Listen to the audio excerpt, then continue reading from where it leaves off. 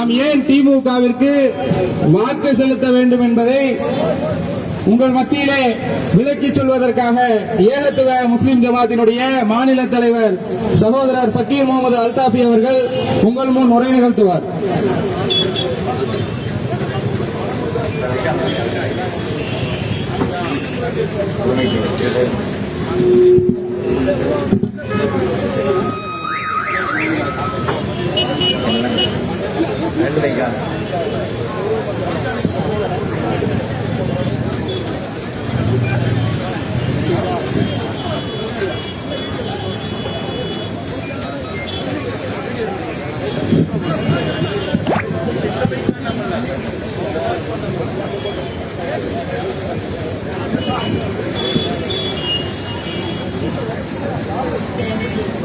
God bless.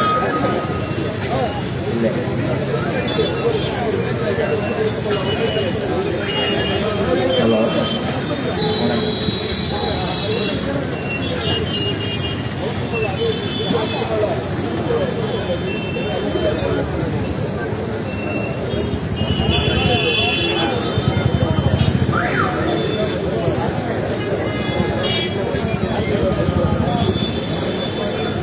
இங்கே கூடியிருக்கிற நம் அனைவரின் மீதும் எல்லாம் வல்ல இறைவனின் அன்பும் அருளும் பொழியட்டுமாக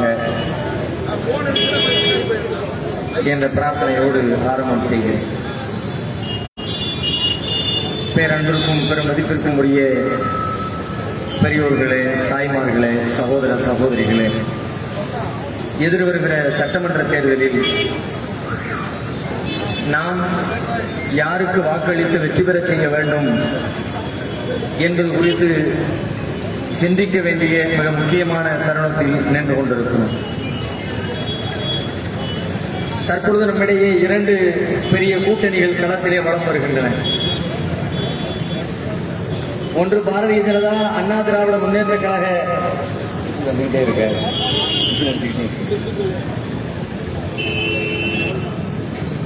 கூட்டணி ஒரு பக்கத்தில், இன்னொரு புறத்தில் திராவிட முன்னேற்ற கழகத்தின் தலைமையில் அமைக்கப்பட்டிருக்கிற மற்றொரு கூட்டணி என்று 2 மிக பெரும் கூட்டணிகள் நமக்கு முன்னால் அணிவகுத்து நிற்கின்றன.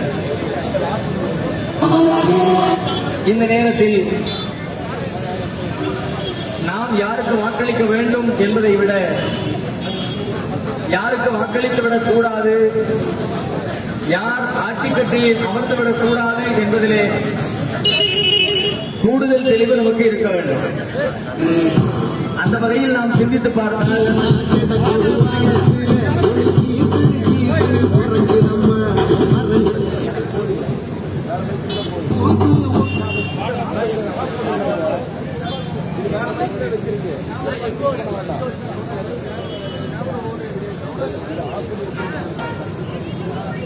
குறிப்பாக நாட்டு மக்களுக்கு எதிரான தொடர்ந்து ஜனநாயக விரோத சட்டங்களை இயற்றி வருகிற பாசிச பாரதிய ஜனதா கட்சியும் அதனுடைய பெயரால் அங்கம் வகித்து வந்திருக்கிற அதிமுக கூட்டணியும் தமிழகத்திலே வீழ்த்தப்பட வேண்டும் என்பதுதான் மிக முக்கியமான ஒரு செய்தி. ஏன் அவர்கள் வீழ்த்தப்பட வேண்டும் என்பதற்கான காரணங்கள் ஏராளம் இருக்கின்றன. சற்று நிதானமாக இவர்களுடைய கடந்த 5 ஆண்டு கால வரலாற்றை அப்படியே மனக்கண் முன்னால் கொண்டு வந்து பாருங்கள். ஏதாவது ஒரு அம்சத்துல இந்த நாட்டின் நலன் இருந்ததா? அவங்க கொண்டு வந்த ஏதாவது ஒரு சட்டத்துல நாட்டு மக்களுடைய அக்கறை இருந்ததா? ஒன்றுமே கிடையாது. நாட்டில் இதுவரைக்கும் நடைபெறாத சுதந்திர இந்தியா சந்தித்திராத ரொம்ப பெரிய ஆகப்பெரிய போராட்டம் என்று சொன்னால் அது சிஏஏவுக்கு எதிராக நடைபெற்ற அந்த யுத்தம் தான். கிட்டத்தட்ட 4 மாதத்திற்கு மேலாக நடைபெற்றது. அதுவும் எப்படி நடைபெற்றுச்சு அப்படின்னா, ஏதோ ஒரு நாள் காலையில கூடுறோம், சாயங்காலம் ஒரு 1 மணி நேரம் கூடுறோம், 4 மணிக்கு கூடி கோஷம் போட்டு 5 மணிக்கு கலந்துடுறோம். அப்படி நடக்கல. காலையிலிருந்து பகல் முழுக்க இரவு முழுக்க இடைவிடாது மாறி மாறி மாறி ஒரு பகுதியில் மட்டுமில்ல, ஒரு ஊர்ல மட்டுமில்ல, ஒரு மாநிலத்தில் மட்டுமில்ல, மொத்த இந்தியாவில் டெல்லியில் ஆரம்பிச்சு ஷாஹிபாக் என்கிற இடத்தில் ஆரம்பிச்ச அந்த போராட்டத்தை நாட்டினுடைய பல்வேறு பகுதிகளுக்கு பரவியது. மும்பையில் நடந்தது, ஆந்திராவிலே நடைபெற்றது, கர்நாடகாவிலே நடைபெற்றது, தமிழகத்திலே இருக்கக்கூடிய பெரிய சிறிய நகரங்கள், இரண்டாம் தர நகரங்கள் எல்லா இடத்திலும் நடந்துச்சு.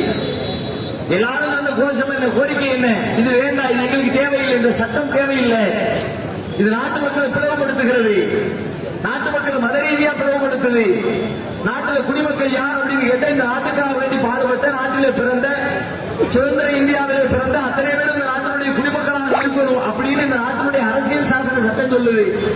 ஆனா நீங்க கொண்டு வந்திருக்கிற இந்த சட்டம் மத அடிப்படையில் பிளவுபடுத்தி பார்த்து சில மக்களை, இந்தியாவுடைய பூர்வ குடிமக்களை இவன் குடிமக்களே இல்லை அப்படின்னு சொல்லக்கூடிய அகதி இந்த நிலைக்கு கொண்டு போய் தள்ளுது. அதனால இப்படிப்பட்ட ஒரு சட்டம் தேவைகளே ஒட்டுமொத்த இந்தியாவும் சேர்ந்து குரல் கொடுத்தது. அந்த குரலுக்கு இந்த ஆட்சியாளர்கள் பதிலளித்தார்களா, மதிப்பளித்தார்களா, அதை ஏற்றுக்கொண்டார்களா? எவ்வளவு மகா மட்டரகமா நடந்து கொண்டார்கள் யோசிச்சு பாருங்க. இன்னைக்கு வரைக்கும் அதிலே அவர்களுடைய பேச்சு என்ன, பதில் என்ன? தற்பொழுது மேற்கு வங்காளத்திலே அஸ்ஸாமில் நடைபெறக்கூடிய கூட்டத்தில் மோடியும் அமித்ஷாவும் அறிவித்துக் கொண்டிருக்கிறார்கள். என்ன அறிவிக்கிறாங்க? நாங்க ஆட்சிக்கு வந்த உடனே மாநில தேர்தல்களில் சொல்றாங்க, ஆட்சிக்கு வந்த உடனே நாங்க மீண்டும் சிஏஏ கொண்டு வருவோம், என்பிஆர் என்ஆர்சி நடைமுறைப்படுத்துவோம் என்று அவர்கள் இன்றைக்கு வரைக்கும் அதை உறுதியாக இருக்கிறார்கள் என்று சொன்னால், அவ இவ்வளவு பெரிய போராட்டத்துக்கு மதிப்பில்லை, மக்கள் குரலுக்கு மதிப்பில்லைன்னு சொன்ன சர்வாதிகாரம் இல்லையா? இது ஜனநாயக நாடா, சர்வாதிகார நாடா? மன்னராட்சியின் அடிப்படையில் இங்கு ஆட்சி நடைபெற்றுக் கொண்டிருக்கிறதா, அது மக்களுடைய விருப்பத்தின் அடிப்படையில் ஆட்சி நடக்கிறதா? மக்களின் விருப்பம் தான் ஆட்சி நடைபெறுகிறது. ஜனநாயக அடிப்படையில் தான் ஆட்சியாளர்கள் தேர்வு செய்யப்பட்டிருக்கிறார்கள் என்றால் மக்களுடைய குரலுக்கு என்ன மதிப்பு, மக்களுடைய கோரிக்கைகளுக்கு என்ன மதிப்பு? எதையும் கண்டுக்க மாட்டேன். நீ கத்துறவன் கத்து, எவ்வளவு நாள் வேணாலும் கத்து, எத்தனை மாசம் வேணாலும் கத்து, இரவுல கத்து, கடல்ல கத்து, பனியில கத்து, வெயில கத்து, எதையும் நான் கண்டுக்க மாட்டேன், கத்திட்டு சாப்பிடா அப்படின்னு ஒருத்தர் இருக்கிறாங்கன்னா எவ்வளவு மோசமான சர்வாதிகாரியாக இருந்தால் இந்த அளவிற்கு நடைபெற்ற ஒரு பெரும் போராட்டத்தை அலட்சியப்படுத்தி இருக்க முடியும்? அப்படிப்பட்ட நிலையிலே ஆட்சியை செய்து கொண்டிருக்கிறவர்களுக்கு அவர்களோடு கூட்டணி சேர்ந்து கொண்டு அதிமுக வருகிறது. வருகிற அதிமுக சொல்லுகிறது, இல்லை இல்ல கூட்டணி வேறு கொள்கை வேறு என்று பேசுகிறது.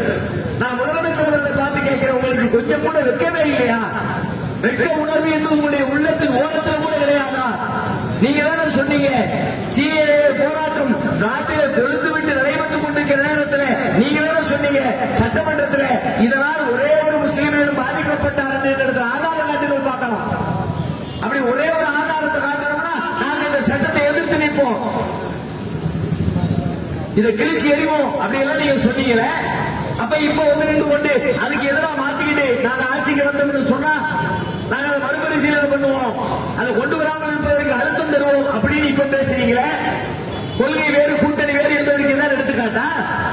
இந்த மத்திய அரசு நாட்டிலே கொண்டு வந்திருக்கிற ஒவ்வொரு சட்டத்தையும் யோசிச்சு பாருங்க. புதிய வேளாண் திருத்த சட்டம் எவ்வளவு மோசமான போராட்டம். நாடு சந்தித்த பெரும் போராட்டத்தில் மிகப்பெரிய 2 போராட்டத்தில் 2வது போராட்டம் வேளாண் சட்டத்திற்கு எதிராக நடைபெற்ற போராட்டம். விவசாயிகள் பஞ்சாபில் இருக்கிற, டெல்லியை தாண்டி இருக்கக்கூடிய மக்கள், விவசாயிகள் அத்தனை பேர் ரோட்ல வந்து கிடக்கிறான், மாசக்கணக்கில் புலம்புறான். என்ன சொல்லி புலம்புறான்? சொந்த ஆதாயத்துக்காகவா? அது ஒரு குறிப்பிட்ட சமுதாயத்துடைய முன்னேற்றத்திற்காகவா? வேறு ஏதேனும் ஒரு நோக்கத்திற்காகவா? நாட்டில் வாழக்கூடிய மக்கள் பசியாலும் பட்டினியாலும் செத்துடக்கூடாது என்கிற ஒரே காரணத்துக்காக வேண்டித்தானே அத்தனை மக்கள் அத்தனை நாள் தொடர்ந்து போராடினாங்க. அவருடைய போராட்டத்துடைய கோரிக்கை என்ன? வேற ஒண்ணுமே இல்லை. எப்ப இதுக்கு முன்னாடி இருந்த ஆட்சியாளர்கள் நம்ம நாட்டில் பசியில சாப்பாட்டுக்கு வழி இல்லாம மக்கள் சாகக்கூடாது என்பதற்காக வேண்டி சில பொருட்களை அத்தியாவசிய பொருள் சொன்னாங்க. சில பொருட்கள் அத்தியாவசிய பொருள், இந்த அத்தியாவசிய பொருள் பதுக்க கூடாது, இந்த அத்தியாவசிய பொருள்ல அளவுக்கு அதிகமாக விலையேற்றக்கூடாது. அப்படி பதுக்கல் செஞ்சு விலையேற்றம் செஞ்சா ஏழை எளிய மக்களுக்கு உணவு கிடைக்காம போயிடும் அப்படின்னு சில பொருட்களை வளப்படுத்தினாங்க. அதுக்குன்னு சிறப்பு சட்டங்களை கொண்டு வந்தாங்க. அரிசி வேணும், கோதுமை வேணும், உருளைக்கிழங்கு வேணும், வெங்காயம் வேண்டும், வெள்ளை பூண்டு வேண்டும், இவையெல்லாம் அத்தியாவசிய பொருள். இந்த மாதிரி அடிப்படையான சில உணவுப் பொருட்களை அத்தியாவசிய பொருட்களுடைய பட்டியல வச்சாங்க. வச்சு இதை பதுக்க கூடாது அப்படின்னு சிறப்பு சட்டத்தை கொண்டு வந்தாங்க. புதிய வேளாண் திருத்த சட்டம் என்ன வந்துச்சு, என்ன சொல்லிச்சு? அரிசி, கோதுமை, பருப்பு, உருளைக்கிழங்கு, வெள்ளை பூண்டு, வெங்காயம் இதுவெல்லாம் அத்தியாவசிய பொருட்கள். வாழ்வுக்காக அது அத்தியாவசிய பட்டியலிருந்து நீக்கிறீங்கன்னு சொன்னா நீக்காதே என்று சொல்லுவது நியாயமான கோரிக்கை இல்லையா? இந்த கோரிக்கையை சரிசாச்சிங்களா? இதுக்கு நீங்க பதில் சொன்னீங்களா? இதுக்கு மதிப்பளிச்சு மக்கள் எல்லாரும் இதான் கேட்கிறாங்க, நம்ம எதுக்கு சட்டத்தை மாற்றணும், பழைய சட்டமே இருக்கட்டும் என்ன நீங்க சொன்னீங்களா? இப்படி ஒன்னா ரெண்டா இவர்கள் கொண்டு வந்த சட்டங்களால் நாட்டு மக்களுக்கு என்ன நன்மை? பண மதிப்பிழப்பு என்று சொல்லி ஒரே நைட்டில் எந்த முன்னறிவிப்பு இல்லாம, ரிசர்வ் பேங்குடைய கவர்னருடைய ஆலோசனை கூட பெறாம, மந்திரி சபை நாடாளுமன்றத்தில் விவாதிக்காம, எதுவுமே செய்யாம இரவோடு இரவாக மார்ச் மாசம் 8ஆம் தேதி 8 மணிக்கு டிவியில் நின்று எல்லா நோட்டும் மதிப்பிழக்கிறது அப்படின்னு பண மதிப்பிழப்புன்னு அறிவிச்சீங்களே, எத்தனை பேர் செத்தான்? நீ என்ன சொன்னீங்க? கருப்பு பணத்தை மீட்க போறோம், ஊழலை ஒழிக்க போறோம், தீவிரவாதிகளுக்கு போகக்கூடிய பணத்தை எல்லாம் கைப்பற்ற போறோம். ₹1 காசு வந்துச்சா? ₹1 காசு உங்களுக்கு கருப்பு பணம்னு சொல்லிட்டு ₹1 காசு மிச்சமாச்சா? ஒண்ணுமே இல்லையே. நாட்டில் எவ்வளவு பணம் அச்சடிக்கப்பட்டதோ அத்தனை பணமும் மீண்டும் வங்கிகளுக்கு வந்து சேர்ந்து விட்டது. நீ கொண்டு வந்த சட்டத்துல என்ன நோக்கத்துக்கு கொண்டு வந்தன்னு சொன்னீங்க, அது நடக்கலையப்பா. வேற என்ன நடந்துச்சு? அந்த பணத்தை மாற்ற முடியாம வங்கியினுடைய வாசல்ல நின்று நின்று நின்று கால்களுக்கு காத்து கிடந்து தான் கஷ்டப்பட்டு சம்பாதிச்ச பணத்தை பேங்க்ல இருந்து வாங்குறதுக்காக வேண்டி காத்து கிடந்து செத்து போனது தவிர வேற என்ன நடந்துச்சு? மருத்துவமனைக்கு போறவன் ஆபரேஷன் பண்ண முடியல, திருமணத்தை ஏற்பாடு பண்ண திருமணம் பண்ண முடியல, எந்த செலவினங்கள் கையில காசு இல்ல, யாருக்கு காசு இல்ல, நல்ல காசு பணத்தை சம்பாதிச்சு லட்சக்கணக்கில் வங்கியில போட்டு வச்சிருந்தானே அவனுக்கு கையில காசு இல்ல. உன்கிட்ட கொடுத்து வச்சதுக்காக வேண்டி உன் வங்கியில வச்சா சேஃப்டியா இருக்கும், சேமிப்பா இருக்கும், தேவைப்பட்ட நேரத்தில் வாங்கிக்கலாம் என்று கொடுத்து வைத்த ஒரே காரணத்திற்காக வேண்டி அந்த பணம் எல்லாம் செல்லாதுன்னு சொல்லி அறிவிச்சு நாட்டு மக்களை எவ்வளவு பெரிய துன்பத்தில் ஆளாக்குறாங்களே. இதை தவிர இந்த நாட்டுக்கு அவங்க கொடுத்த பரிசு என்ன? யோசிச்சு பாருங்க. ஜிஎஸ்டி கொண்டு வந்தா எத்தனை தொழிலதிபர்கள் பிச்சைக்காரங்க மாறி இருக்கலாம். கோயம்புத்தூர், திருப்பூர் மட்டும் எத்தனை தொழில் நிறுவனங்கள் மூடப்பட்டிருக்கிறது. பெரிய பெரிய தொழில் நிறுவனங்கள்ல 50 பேர், 20 பேர், 30 பேர் தனக்கு கீழே ஆட்களை வைத்து வேலை பார்த்து வேலை வாங்கியவர்களுக்கு சம்பளம் கொடுக்கிற முதலாளியா இருந்தவன் சம்பளம் கொடுக்க முடியல, பணத்துக்கு வழி இல்ல. ஜிஎஸ்டிங்கிற பேர்ல எல்லாத்தையும் வாரி சுருட்டி அரசாங்கத்துக்கே கொடுத்துக்கிட்டு இருக்கிறோம். ஒண்ணும் மிச்சப்பாடு இல்ல. இழுத்து மூடுன்னு நிறுவனத்தை இழுத்து மூடியது மட்டும் இல்லாமல் வருமானத்துக்கு வழி இல்லாமல் வேறு நிறுவனங்கள்ல வேறு கடைகள்ல போய் கூலி தொழிலாளியாக வேலை செய்யக்கூடிய வேலைக்காரன மாறி போனான. இது இந்த பாஜக அரசுடைய சாதனை என்று சொல்வதை தவிர வேறு என்ன சாதனை? பாஜகவுடைய ஆட்சியில் என்ன சாதனை பண்ணியிருக்கிற? மாட்டிறைச்சியின் பேரால், மதத்தின் பேரால் மக்களை அடிச்சு கொலை பண்ணலாம். ஊரா ஒன்னா ரெண்டா எத்தனை கொலைகள், எத்தனை உயிர்கள் பலி கொடுக்கப்பட்டது? நியாயம் கிடைச்சிச்சா? பிரதமர் வந்து சினிமா டைலாக் பேசுறார். மாட்டின் பேரால் மனிதர்களை கொள்ளாதீர்கள், அப்படி யாரையும் கொள்வதாக இருந்தால் என்ன கொள்ளுங்க அப்படின்னு மேடையில டைலாக் பேசுறாரு. இதுதான் ஒரு பிரதமருடைய வேலை.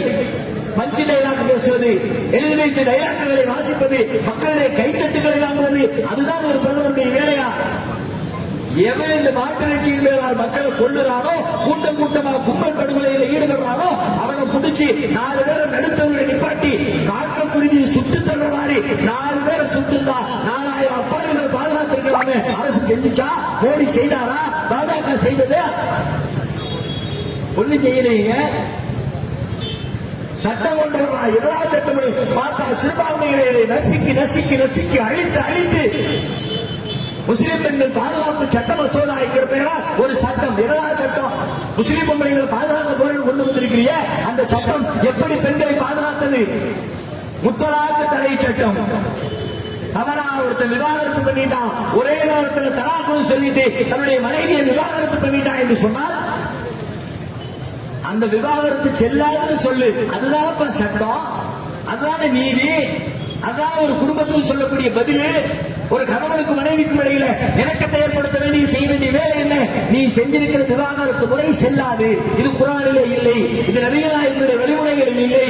எனவே விவாகரத்து செய்கிறவன் அதற்குரிய காலக்கெடுவை பயன்படுத்தி தான் விவாகரத்து செய்யணும். இல்லைன்னா அந்த விவாகரத்து செல்லாதுன்னு சொல்லு, பிரச்சனை தீர்ந்துச்சு.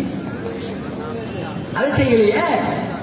வேறு சட்டம் கொண்டு வந்த முஸ்லிம் பெண்களை பாதுகாக்கிறோம் சொல்லி எவனாவது இப்படி முறை தவறி விவாகரத்து செய்தால் அவ்வாறு விவாகரத்து செய்த ஆண்களுக்கு 3 ஆண்டுகள் சிறை தண்டனை கொண்டு வந்திருக்கிற சட்டம்.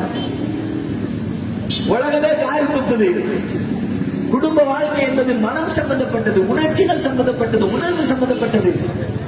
அப்படிப்பட்ட ஒரு சிவில் பிரச்சனையை அணுகாம அதை போய் ஒரு கிரிமினல் பிரச்சனையாக மாற்றி அதுக்கு ஒரு 3 வருஷம் ஜெயில கொண்டு வைப்பேன்னு சொன்னா அந்த 3 வருஷ காலம் இந்த பெண்ணுக்கு என்ன பதில்? அந்த 3 ஆண்டு காலம் இந்த பெண் அவனுக்கு மனைவியா இல்லையா? அந்த 3 ஆண்டு காலத்திற்கு இந்த பெண்ணுக்கு யார் செலவினங்களை கொடுப்பது? பொருளாதாரத்துக்கு பொறுப்பேற்பது யார்? எந்த கேள்விக்கும் பதில் இல்ல. முஸ்லிம் ஆம்பளைங்கள்ல ஏற்கனவே தீவிரவாதின்னு பட்டம் சொல்லி விசாரணை கைதின்னு புடிச்சிட்டு போய் ஆயிரக்கணக்கான பேரை ஜெயில அடைச்சாச்சு. இன்னும் மிச்சம் இருக்கிற குடும்பத்துல சண்டை போட்டு இருக்கிறவ அவனையும் தூக்கி கொண்டு போய் ஜெயில அனுப்போம் என்பதை தவிர முத்தலாக்கு தடை சட்டம் கொண்டு வரப்பட்டதனுடைய நோக்கம் என்ன? யாராவது சொல்லுங்க பார்க்கலாம்.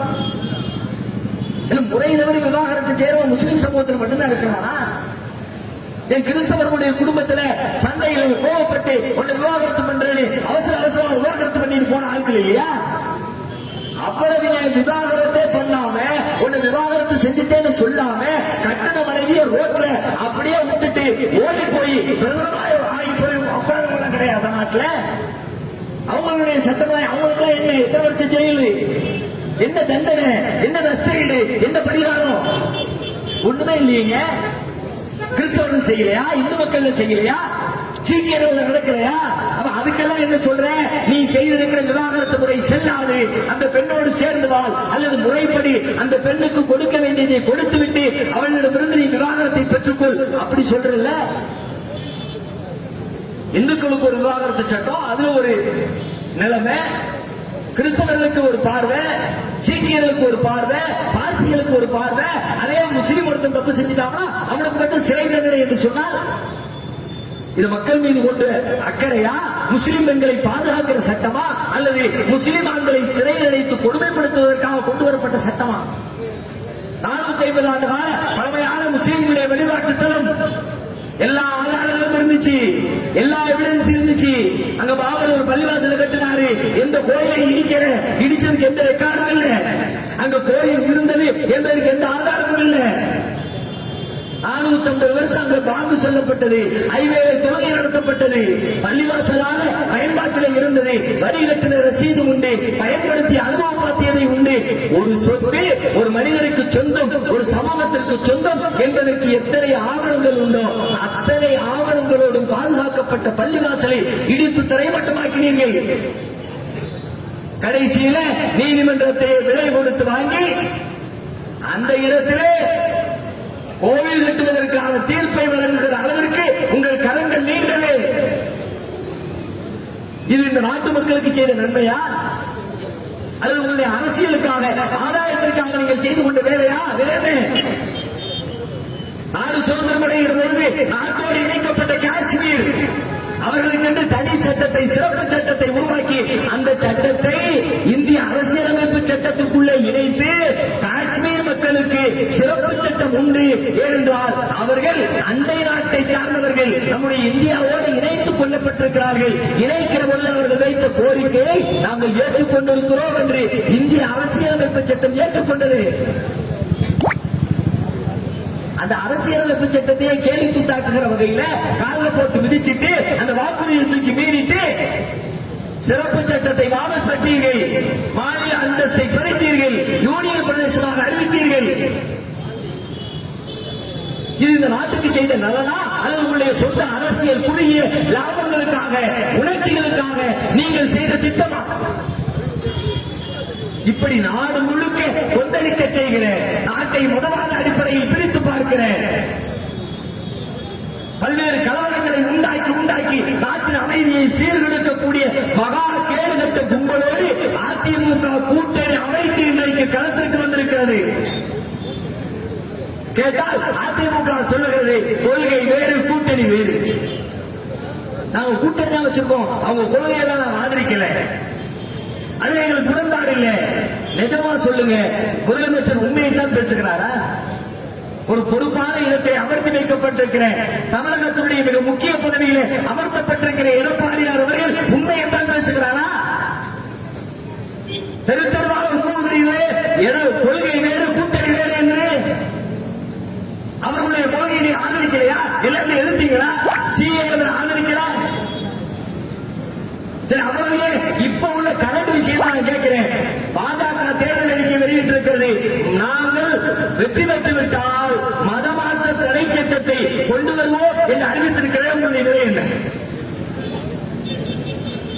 நீங்கள் யாரை முன்மொழிகிறீர்களோ, யாருடைய பெயரால் இந்த ஆட்சியை நடத்துகிறீர்களோ, எந்த பெயரை திரும்ப திரும்ப உச்சரித்து உச்சரித்து அம்மாவின் ஆட்சி, அம்மாவின் ஆட்சி, அம்மாவின் ஆட்சி என்று மூச்சுக்கு முன்னோரு முழங்கிக் கொண்டிருக்கிறீர்களோ, அந்த அம்மா ஜெயலலிதா அவர்கள் வாழ்கிற காலத்திலே மதமாற்ற தடை சட்டத்தை கொண்டு வந்து பிறகு அது தவறு என்று நான் வாழ்கிற காலத்திலே பரிகாரம் செய்துவிட்டு அதை வாபஸ் வாங்கிட்டு போனார. நாங்க வெற்றி பெற்றா திரும்பவும் மதமாற்ற தடை சட்டத்தை கொண்டு வருவோங்களா? யாராவது வாய்ந்திருந்தாங்களா?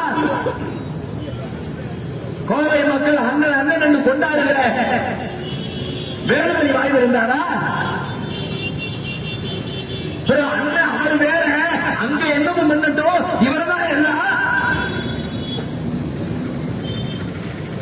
எப்படி இங்க இருக்கிற சில பேரால் எப்படி விலை போக முடிகிறது என்று நான் கேட்கிறேன். எஸ்பி வேலுமணி என்று சொன்னால் அவர் தனி மனிதனா? அவர் என்ன சுயேட்சையா? அவருக்கு இந்த கட்சிக்கு தொடர்பு இல்லையா? அவருக்கு அதிமுக சம்மதம் இல்லையா? அவருக்கு பாஜகவுடைய கொள்கையின் உடன்பாடு இல்லையா?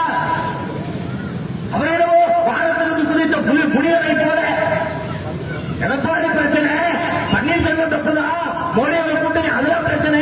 ஆனா இவர் எப்படி கிடையாது? யார் எப்படி கிடையாது? வேலுமணி எப்படி கிடையாதா?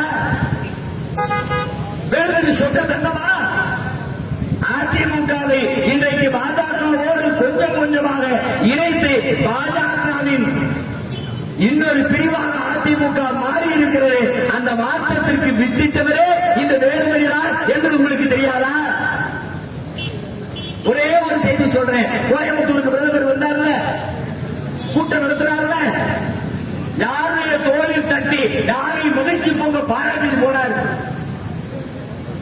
போட்டோ பாத்தீங்களா இல்லையா? வீடியோ பாத்தீங்களா இல்லையா? கூட்டத்தை பாத்தீங்களா இல்லையா? வேறு யாரையும் விட மோடிக்கு அதிமுகவிலே செல்ல பிள்ளையாக வளம் வந்து கொண்டிருக்கிறார் எஸ்பி வேலுமணி. அவரை எப்படி உங்களால் செய்ய முடிகிறது? அவருக்கு தெரியுது பாஜக கூட்டணி வச்சிருக்கிறோம், இந்த நேரத்தில் இந்த முகத்தோடு போனா செருப்பாலே மக்கள் அடிப்பாங்க என்கிற அச்சத்தோடு முஸ்லிம்கள் இருக்கிற வீதிகளுக்குள்ளே வருகிற பொழுது பாஜகவின் கொடி அகற்றப்படுகிறது. இங்க வரும்போது நல்ல பிள்ளை மாறி வர்ற, அதுக்கு தகுந்த மாதிரி டைலாக் கொடுறாரு.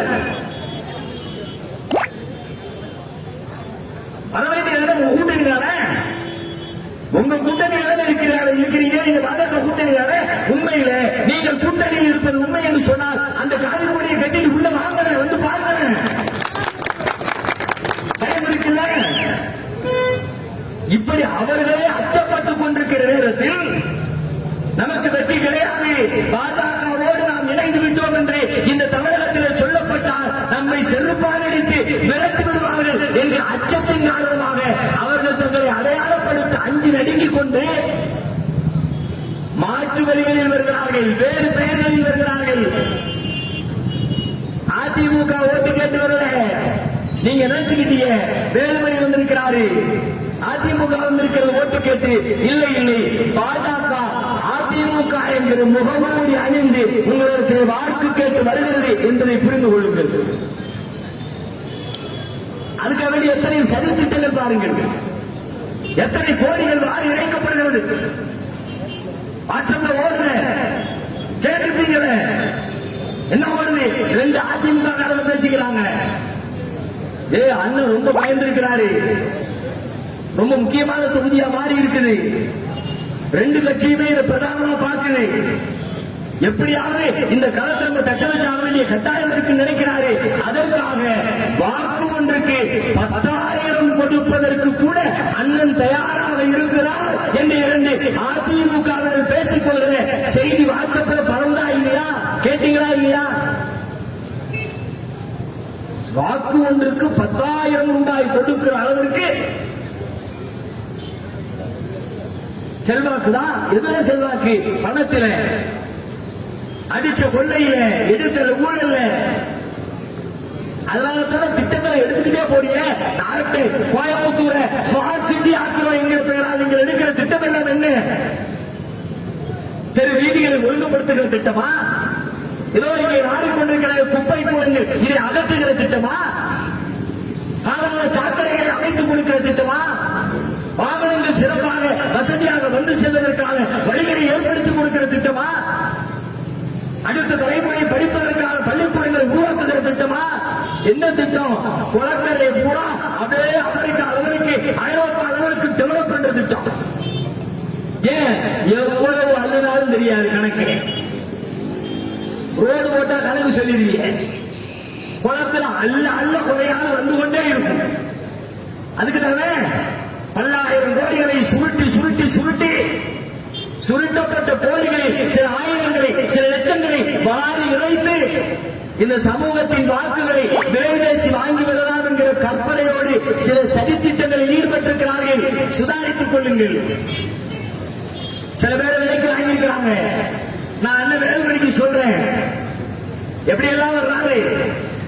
60,000 மேற்பட்ட வாக்காளர்களை கொண்டிருக்கிற ஒரு தொகுதி இது. முஸ்லிம் வாக்காளர்களை கொண்டிருக்கிற தொகுதி.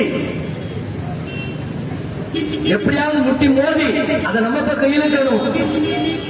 அதுக்கு என்ன பண்ணலாம்? முஸ்லிம்களில் இருக்கிற சில புள்ளிகளை விலைக்கு வாங்குவோம். ஜமாத்து தலைவருக்கு பொன்னாடை போட்டி கோழி அமுக்கிற மாதிரி அமுக்குவோம். ஐயா பேஸ்புக்ல ஒரு ஸ்டேட்டஸ் வைப்போம். உடனே ஜமாத்து தலைவர் அண்ணனவர்கள் நல்லவர் நல்லவர் நாளும் தெரிந்தவர், அவர்கள் அங்கே எப்படி வேணாலும் இருக்கட்டும், இங்க நம்ம எல்லாரும் ஒன்னா இருப்போம், ஒத்துமையா இருப்போம், ஓட்டு போடுவோம். ஜமாத்து தலைவர் பேசிட்டா ஒரு ஜமாத்துடைய தலைவர் தான் இந்த ஒட்டுமொத்த சமுதாயத்தின் அங்கீகாரமா பிரதிநிதியா? அவரை பார்த்து இன்னொரு ஜமாத்துல நாங்களும் அண்ணனுக்கு தான் எல்லா எடுபடிகளும் எல்லா புரோக்கர்களும் அவரால் பலனடைந்த, அவரால் பாதுகாப்பு பெற்ற, அவரால் பல்வேறு நன்மைகளை சுவைத்தவர்கள் சில பேர் என்னவா அண்ணனுக்கு போடுவோம், அண்ணனுக்கு போடுவோம். அது மாதிரி ஒரு 2 பேர் சொல்லியாச்சுன்னா, 4 பேர் சொல்லியாச்சுன்னா, குனியமுத்தூர்ல இருந்து குனியமுத்தூர் சார் ஒருத்தர் கொஞ்சம் நிப்பாட்டிட்டாரு, அது மாதிரி நிப்பாட்டியாச்சுன்னா தெளிவாக குறித்துக் கொள்ளுங்கள். வேலுமணி அவர்களே, நீங்கள் எத்தனை லட்சத்தை செலவிட்டாலும் சரி, எத்தனை கோடிகளை உங்களின் இந்த அல்லக்கைகளுக்கு, உங்களின் இந்த வேலூர் இப்ராஹிம்களுக்கு நீங்கள் வாரி இறைத்தாலும் சரி, இந்த சமுதாயத்தின் வாக்குகளில் ஒரே ஒரு வாக்கை கூட உங்களால் விலை கொடுத்து வாங்க முடியாது என்பதை தெளிவாக புரிந்து கொள்ளுங்கள். எவனும் ஓட்டு போட மாட்டான். நீ கொடுத்திய காசு அதை எவன் வாங்கினாரோ அந்த அல்லக்கை வாங்கி சுருட்டி வச்சுக்கிறானே தவிர அவர்களை தவிர வேறு யாருடைய வாக்குகளையும் உங்களுடைய பணத்தால், உங்களுடைய பேரத்தால் விலை பேசி வாங்க முடியாது என்பதை தெளிவாக புரிந்து கொள்ளுங்கள். அண்ணன் வர்றாரு, முஸ்லிம் சமூகத்துக்குள்ளே ஊடுருவி பார்த்தார்கள். அது செல்லுபடி ஆகுமா ஆகாதா என்கிற அச்சம் வந்தவுடனே அடுத்த வேலை எத்தனை சதி திட்டம் பாருங்க. மக்கள் நீதி மையம் உள்ளே வருகிறது. சரி வாங்க, யார் வேணாலும் வரட்டும், எல்லாரும் போட்டியிட உரிமை உண்டு, மக்கள் யாருக்கு வாக்களிக்கிறாங்களோ அவங்க ஜெயிக்கலாம், அதை நாங்க எந்த குறையும் சொல்லல. வேட்பாளரை அறிவிக்கிறார். ஸ்ரீநிதி என்கிற வேட்பாளர் அறிவிக்கப்பட்டார். அடுத்த 4 நாட்களுக்குள்ளாக மீண்டும் ஒரு வேட்பாளர் தேடி எடுக்கப்பட்டு கொண்டு வந்து நிறுத்தப்படுகிறார். யாரால் பார்த்தா ஷாஜஹான் என்கிற பெயரால்.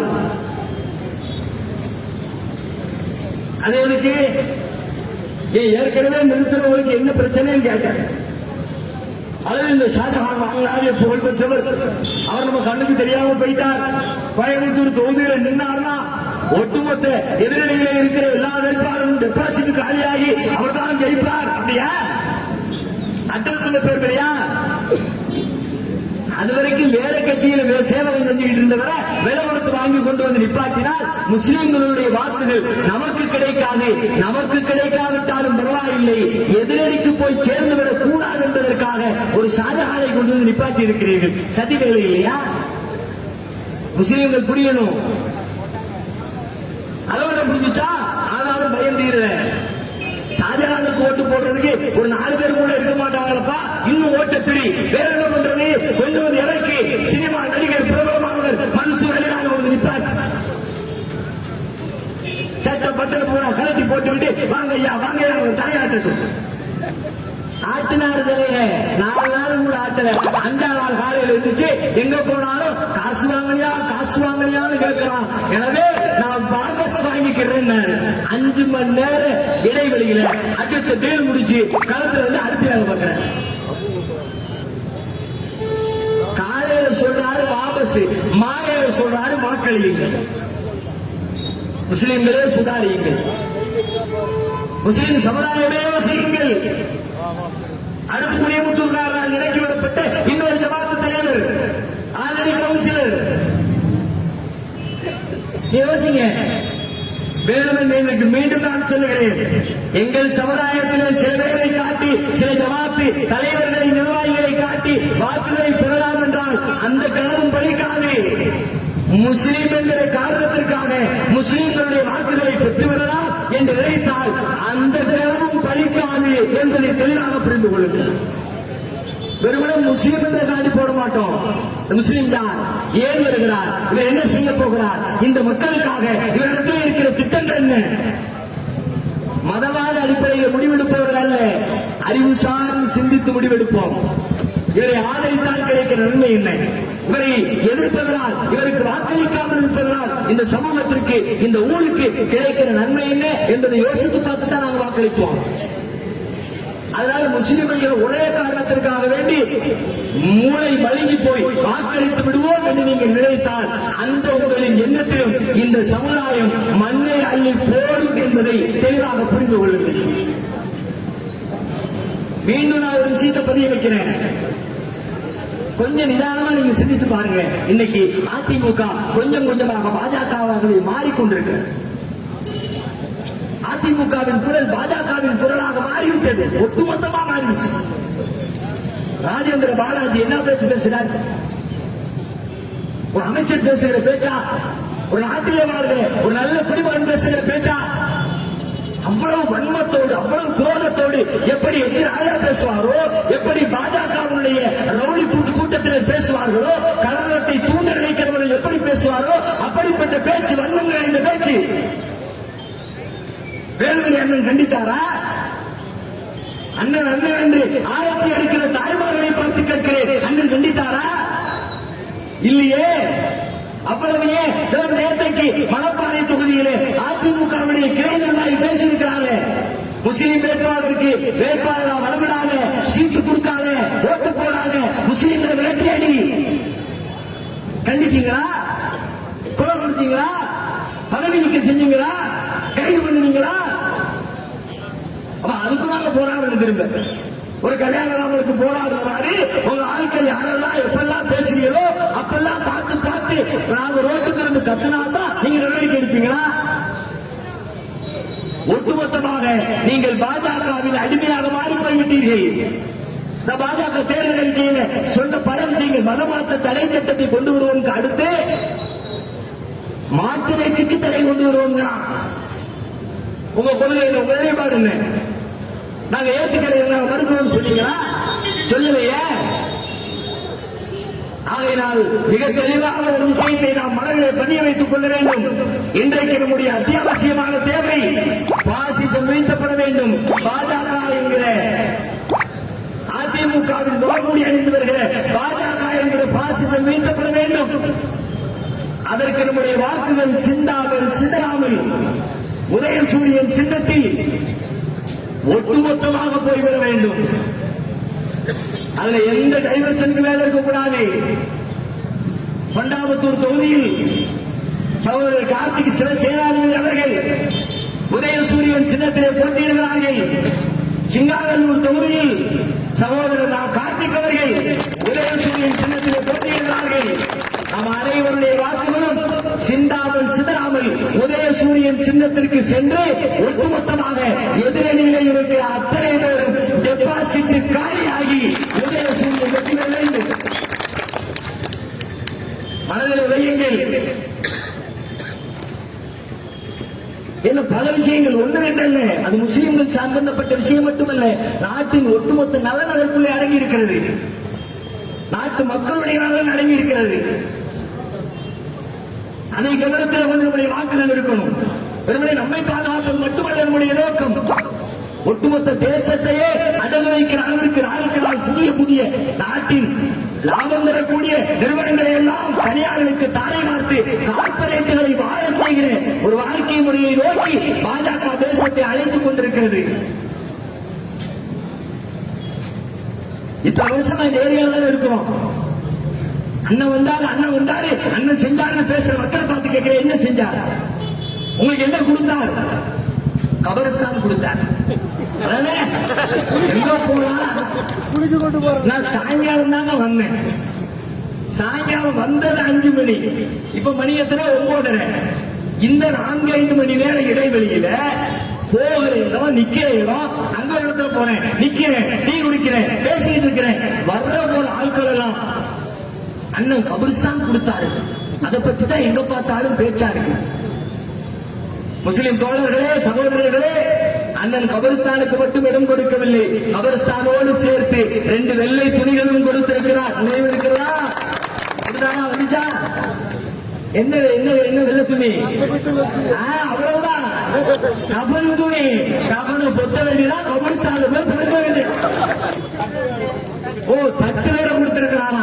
அவர்தான் குடியுரிமையை படிச்சா பிச்சை தானே எடுக்கணும். ஒரு தட்டு, 2 வெள்ளை துணி, ஒரு கபரஸ்தானுக்கான இடம், ஒரு ஹாட் பாக்ஸ். என்ன டெய்லி சமைக்க முடியாதுல? ஒரு நாளைக்கு சமைச்சு 9 நாளைக்கு வச்சு திங்கணும்ல பழைய சோத்தை. அதுக்கு ஒரு ஹாட் பாக்ஸ். இந்த ஹாட் பாக்ஸும், இந்த 2 வெள்ளை துணியும், இந்த பிச்சை எடுக்கிற தட்டையும், இறந்தோரை அடக்கம் செய்வதற்காக ஒதுக்கப்பட்டிருக்கிற கபரஸ்தான் நிலமும் மட்டுமே ஒருவருக்கு வாக்களித்து வெற்றி பெற செய்ய காரணமாக அமையுமா என்பதை யோசியுங்கள். இதுவா நம்முடைய தேவை? இதுவா நம்முடைய பிரச்சனை? ஏன் முஸ்லிம்கள் கட்டி இருக்கிற பள்ளி, வைத்திருக்கிற கபரிஸ்தான் எல்லாமே சொந்த காசில் வாங்கியது, புறம்போக்கு நிலத்தில் உள்ளதில்லை.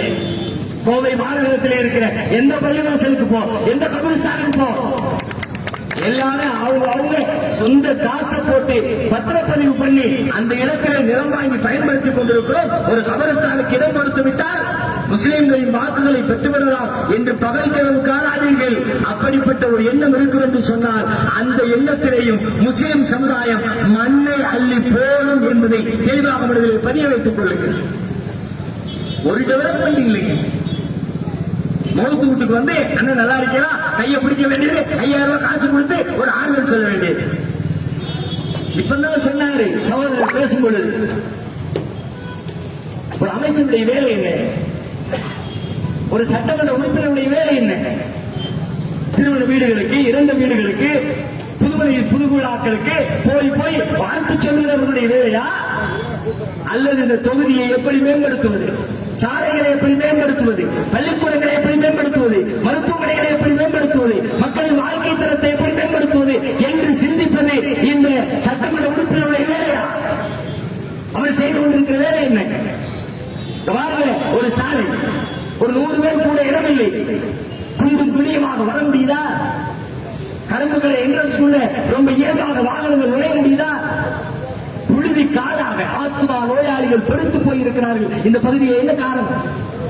ஆஸ்துமா நோயாளி அதிகரிச்சானே, மற்ற எந்த ஊர்லையும் இல்லாத அளவிற்கு சதவீதத்தை விட அதிகமாக ஆஸ்துமா நோயாளி இந்த பகுதியில் மட்டுமே இருக்கிறார்கள். என்ன காரணம்? வேறொன்றும் புழுதி காடு. ஒரு நல்ல சாலைகள் சரியில்லை, ஒரு நல்ல குப்பை தொட்டிகளை அகற்றக்கூடிய சூழல் இல்லை.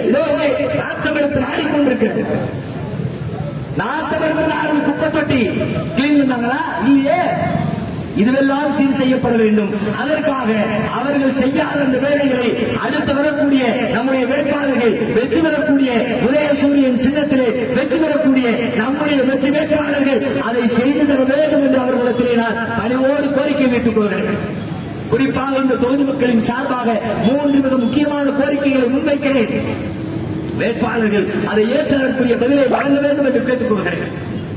ஒன்று, இந்த பகுதியிலே தேசிய உடமையாக்கப்பட்ட எந்த வங்கிகளும் இல்லை.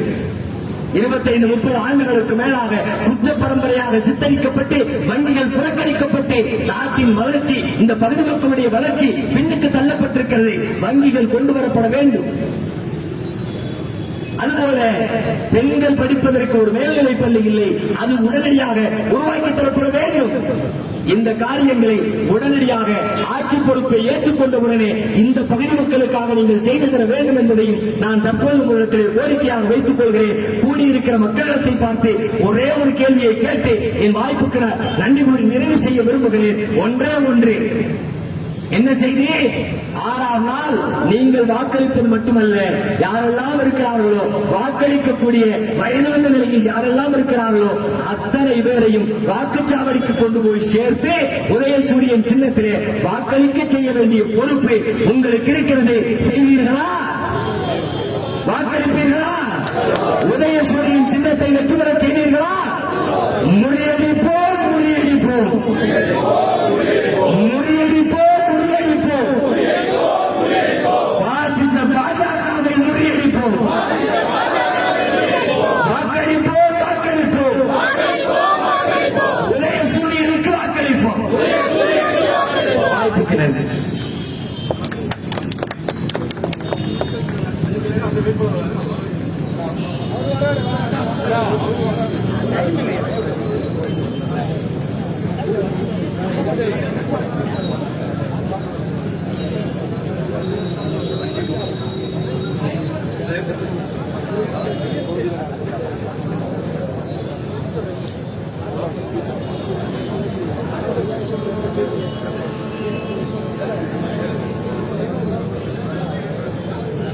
நீண்ட நேரம் மதசார்பற்ற முற்போக்கு கூட்டணி வேட்பாளர்களான என்னையும் அண்ணன் கார்த்திகேய சேனாதிபதி அவர்களையும் ஆதரித்து, அதே போலவே ஏன் எதற்காக நாம் பாஜக கூட்டணியை, அதிமுக கூட்டணியை நிராகரிக்க வேண்டும் என்று சொல்லி மிகச்சிறந்த ஒரு எழுச்சியுரை ஆற்றி எங்களுக்கெல்லாம் உதயசூரியன் சின்னத்திலே வாக்குகளை கேட்டு எழுச்சி மிகுந்த உரையாற்றி விடைபெற்றிருக்கக்கூடிய என்னுடைய பெருமதிப்பிற்குரிய அண்ணன் ஒய்எம்ஜே நிறுவன தலைவர் அன்பிற்குரிய அண்ணன் PM அல்தாபி அவர்களே, மற்றும் இந்த கூட்டத்தில் கலந்து கொண்டிருக்கக்கூடிய நம்முடைய மனிதநேய மக்கள் கட்சி உள்ளிட்ட இந்த பகுதியினுடைய இஸ்லாமிய அமைப்புகள் அனைவருக்கும், மதசார்பற்ற முற்போக்கு கூட்டணியைச் சேர்ந்த அனைத்து தலைவர்களுக்கும் என்னுடைய நன்றிகளை நான் இந்த நேரத்தில் அன்போடு தெரிவித்துக் கொள்கின்றேன். அன்பிற்குரிய அண்ணன் அவர்கள் மிகச்சிறந்த உரைகளை நிகழ்த்தி இருக்கிறார்கள். பாஜக அரசும் அதே போல இருக்கக்கூடிய எடப்பாடி அரசும் எப்படியெல்லாம் நம்மை வஞ்சிக்கின்றார்கள், மதவாதத்தை தூண்டிவிட்டு பாசிச வெறியை தூண்டிவிட்டு எப்படியெல்லாம் தமிழகத்திலே ஒரு மத வெறியை தூண்டிவிட்டுக் கொண்டிருக்கின்றார்கள் என்பதை பற்றியெல்லாம் எடுத்துச் சொன்னார்கள். அண்ணன் அவர்கள் எங்களிடத்தில் 2 வேண்டுகோள்களை வைத்திருக்கின்றார்கள். ஒரு வேண்டுகோள், இந்த பகுதியில் அதாவது அரசுடைமையாக்கப்பட்ட வங்கி ஒன்று இந்த பகுதியில் நிறுவப்பட வேண்டும் என்று சொல்லியிருக்கிறார்.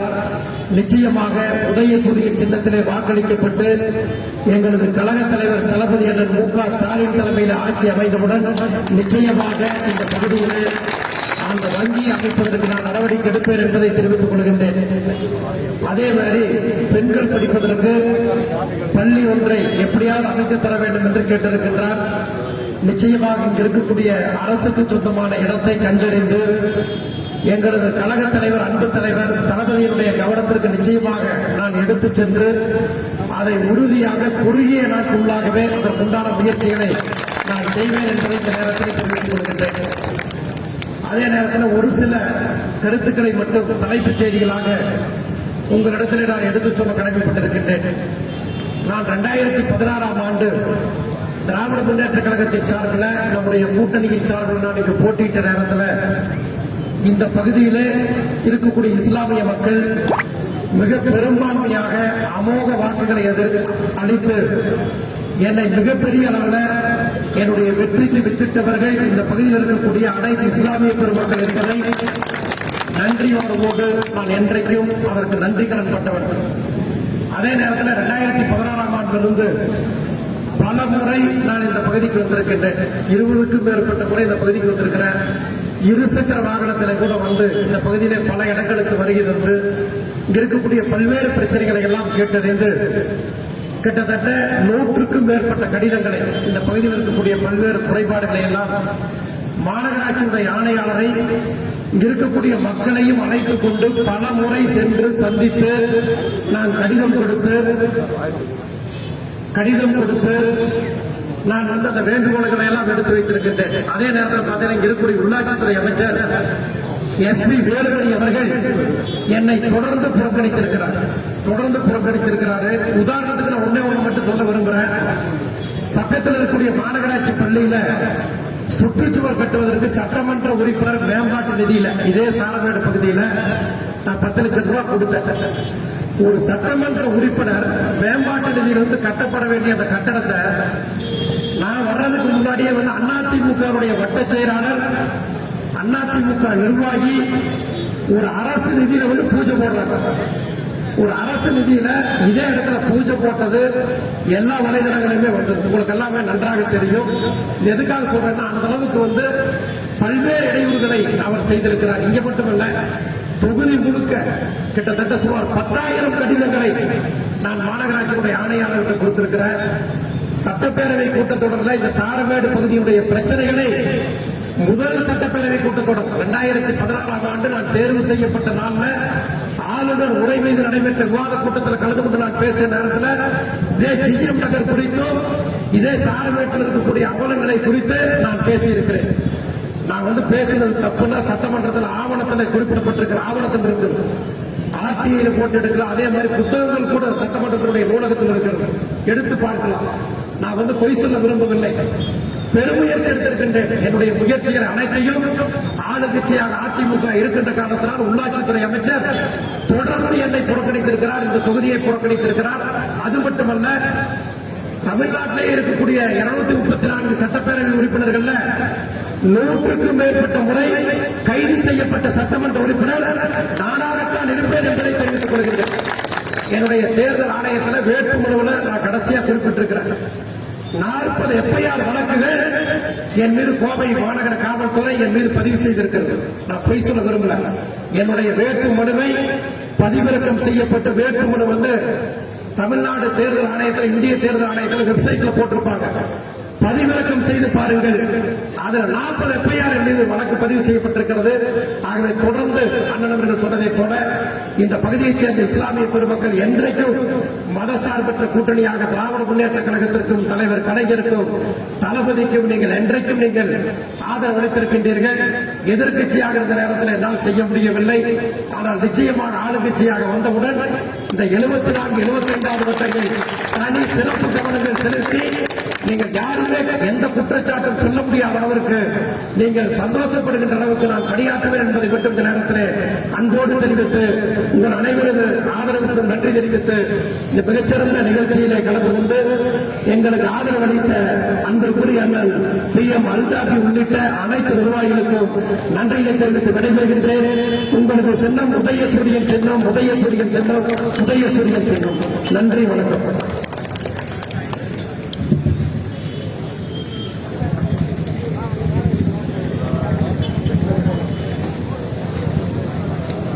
அன்பார்ந்த சகோதர சகோதரிகளே, நம்முடைய தொண்டாமுத்தூர் தொகுதியிலே வெற்றி வேட்பாளர் அண்ணன் கார்த்திகை சேனாதிபதி அவர்களுக்கும்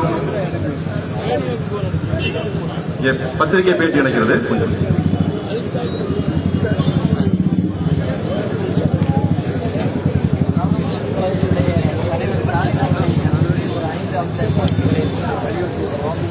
அதில் பிரதானமாக அவர்கள் தேர்தல் அறிக்கையில் குறிப்பிட்டதை போல CAA, NCR, NRP உள்ளிட்ட அந்த கருப்பு சட்டங்களுக்கு எதிராக ஆட்சி பொறுப்பேற்ற உடனே சட்டமன்றத்தில் தீர்மானம் இயற்ற வேண்டும் என்ற கோரிக்கையை வலியுறுத்தியிருக்கிறோம். அதுபோல நீண்ட நாட்களாக சிறையில் வாடிக்கொண்டிருக்கிற சிறைவாசிகளை பாரபட்சம் இல்லாமல் 10 ஆண்டுகளுக்கு மேலாக இருப்பவர்களை விடுதலை செய்து அவர்களின் வாழ்வுக்கு வழிவகுக்க வேண்டும் என்ற கோரிக்கையை வலியுறுத்தியிருக்கிறோம். அதுபோல முஸ்லீம்களுடைய நிலையை முன்னேற்றுவதற்காக அமைக்கப்பட்ட நீதிபதி ரங்கநாத் மிஸ்ரா தலைமையிலான கமிஷன் அறிக்கையை நடைமுறைப்படுத்த மத்திய அரசை வலியுறுத்த வேண்டும் என்ற கோரிக்கையை அதில் குறிப்பிட்டிருக்கிறோம். அதுபோல பூரண மதுவிலக்கை கொண்டு வந்து நாட்டு மக்களை குடிபோதையிலிருந்து பாதுகாக்க வேண்டும் என்ற கோரிக்கையும் அதிலே நாங்கள் வலியுறுத்தி இருக்கிறோம். அதை அவர்கள் வந்ததற்கு பிறகு ஆவணம் செய்வதாக எங்களுக்கு வாக்களித்திருக்கிறார்கள். சிறுபான்மையினர் அதிமுக பாதுகாப்பாக சொல்லியிருக்காங்க, அமைச்சரும் அதான் சொல்லியிருக்காரு. பாதுகாப்பு தான் இருக்காங்க. அதிமுக சிறுபான்மையினருக்கு பாதுகாப்பாக இருப்போம் என்று தற்போது சொல்லி வருவது உண்மை. ஆனால் அவர்கள் பாதுகாப்பாக இருக்கிறார்களா என்று கேட்டால் பாதுகாப்பற்ற சூழலை உருவாக்கி இருக்கிறார்கள் என்பதை கடந்த 5 ஆண்டு கால வரலாறும் அவருடைய பேச்சும் நடவடிக்கையும் நிரூபித்துக் கொண்டிருக்கிறது. எனவே தற்போது தேர்தல் நேரத்தில் அவர்கள் சொல்லுகிற இந்த வார்த்தை வாக்குகளுக்காக வேண்டி சொல்லப்படுகிற பொய் வார்த்தை தான் என்பதை நாட்டு மக்கள் அனைவரும் தெளிவாகவே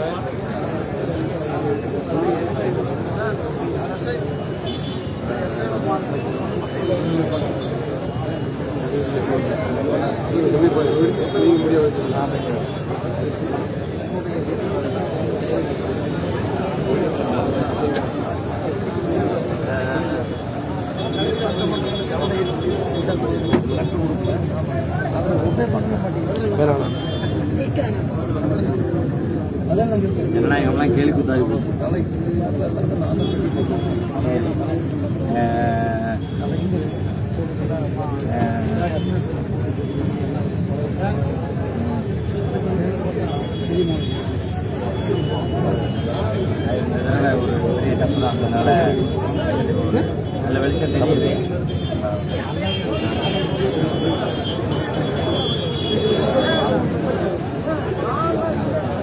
கொஞ்சம் வழி விடுங்க.